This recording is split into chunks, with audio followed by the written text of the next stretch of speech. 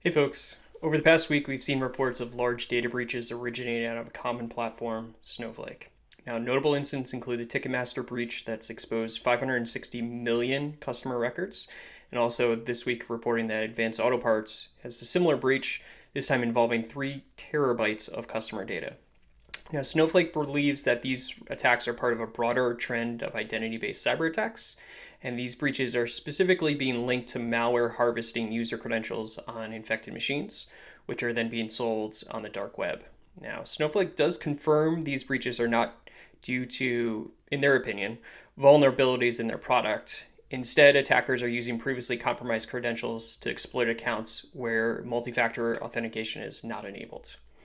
Now, this perspective is facing some criticism in the industry due to a SSO bypass vulnerability in Snowflake. If an account is created directly in Snowflake and then later enabled for SSO or MFA, prior authentication methods remain active. And this is well understood and admitted by Snowflake, but they don't see that as a vulnerability. Now, this can be a pretty significant security gap since people can still log in with simple authentication using a password. Snowflake's dismissal of this is a bit tone deaf. So, understanding this vulnerability, what can Snowflake users do to protect themselves? Well, first, enable single sign on and multi factor authentication for all accounts, including service accounts. And the critical piece that goes along with that is making sure that you're removing any passwords that have been established when enforcing SSO. I'll provide some documentation on how to do that in the blog post below.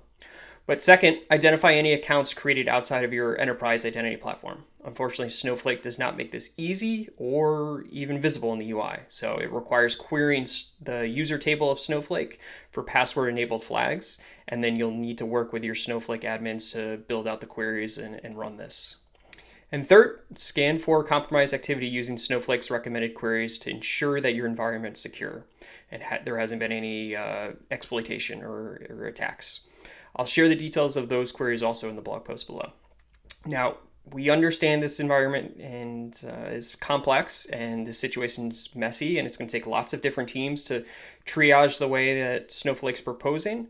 So in face of that, what we see as a significant cybersecurity event, Zilla Security is stepping in to help not just our customers who are taking advantage of these policies and detection methods, but also any Snowflake users with a goodwill, no-cost offer to deploy Zilla Security in your environment, find all the Snowflake vulnerable accounts, terminate users who are still active in Snowflake, and those hardest ones, the accounts with MFA enabled, but who still have a password active on that account. So the Zilla Security integration with Snowflake's going to automatically inventory all the user accounts, service accounts, permissions, and authentication settings and help you identify and audit those vulnerable accounts. So follow the link below if you're interested in taking advantage of this and using Zilla to help assess your environment. But good luck to everyone out there battling this. Hopefully this is over soon. Thank you.